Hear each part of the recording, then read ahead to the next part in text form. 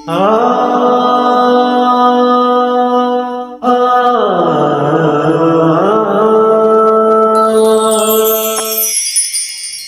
सूकर करत है खान पान रस भोग, तुलसी वृथा न खोइए यह तन भजने योग।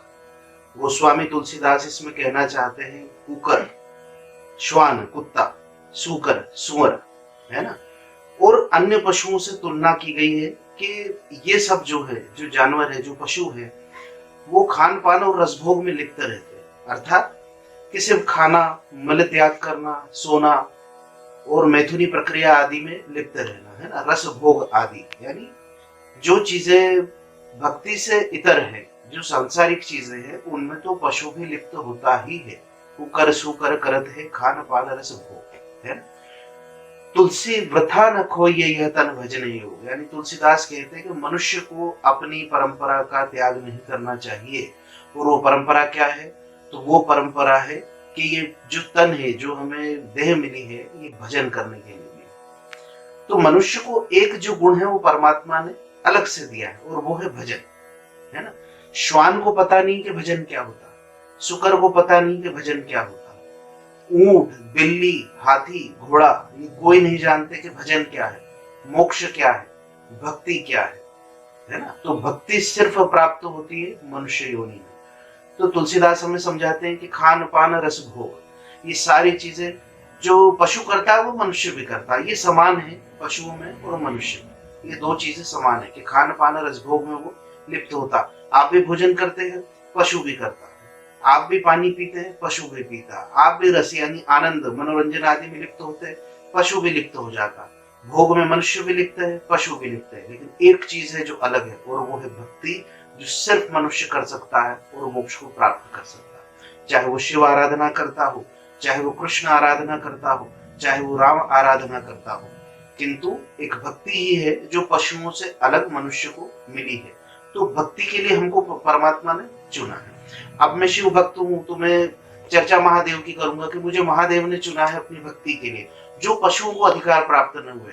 कुछ कथाओं से अगर हम अलग हट जाए तो फिर पशुओं को भान ही नहीं होता।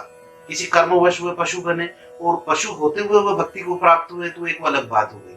लेकिन सामान्य रूप से पशुओं को भक्ति का कोई भान नहीं होता, ना परमात्मा को वो जानते हैं, ना ईश्वर की किसी प्रकार की आराधना आदि को वो जानते हैं, है ना। तो वो लेवल नहीं होता। तो तुलसीदास हमें समझाते हैं कि जो चार प्रक्रियाएं हैं, खान पान रसभोग, ये मनुष्यों में और पशुओं में समान रूप से, ठीक है।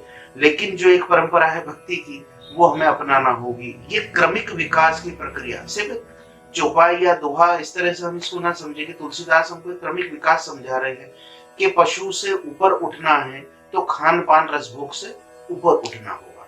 आपको भक्ति करना होगी, तब आप मनुष्य होंगे। जब आप भक्ति करते हैं तो फिर आप ईश्वर की ओर बढ़ते। नर से जो करनी बने तो नर नारायण होए, ऐसा ज्ञानियों का मत है कि नर नारायण तक हो सकता है अपने सत्कर्मों के आधार पे, भक्ति के आधार में। नर और नारायण में फिर कोई अंतर नहीं रह जाता। लेकिन ये पशु योनि में प्राप्त नहीं है, क्योंकि वहां बोध ही नहीं होता कि ईश्वर से हमको साक्षात्कार करना है या हमें उनकी ओर बढ़ना है। तो एक क्रमिक विकास है।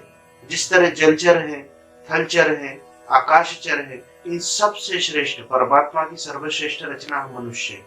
किंतु यदि हम भक्ति नहीं करते हैं तो हमने अपने क्रमिक विकास को बाधित कर दिया, हमने इसे बाधित कर दिया। अब हम दो पाए जानवर ही है। अगर हम मनुष्य हैं तो भी हम दो पैरों पर चलने वाले पशु हैं, क्योंकि हम खान पान रसभोग आदि में लिप्त है।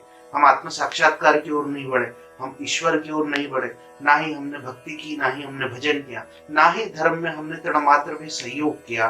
तो उस पशु में जो खान पान रसभोग करता, उसमें और आप में हमें कोई अंतर नहीं रह जाएगा। हम अपने क्रमिक विकास को बाधित कर रहे हैं अगर हम सिर्फ खान पान रसभोग में लिप्त हैं।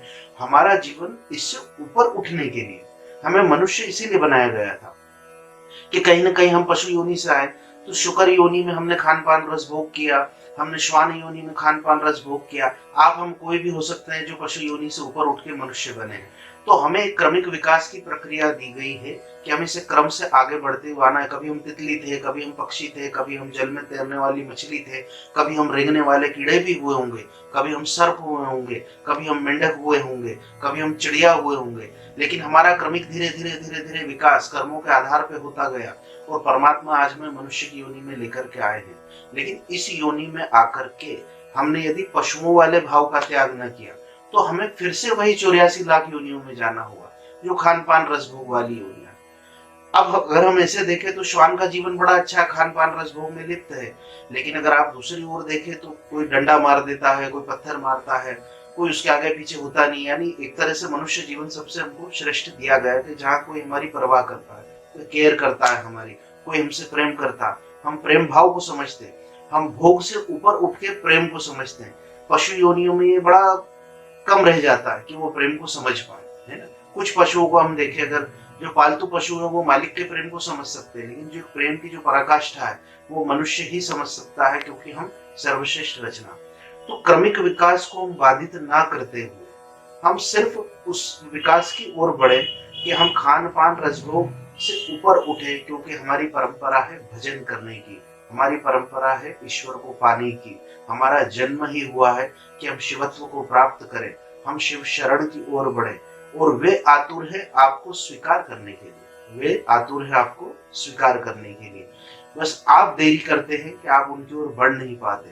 तो इसीलिए तुलसीदास जी की चर्चा कर रहा था हमें कि कुकर शुकर करत है खान पान रसभोग, हमें कुकर और शुकर की श्रेणी में नहीं रहना है।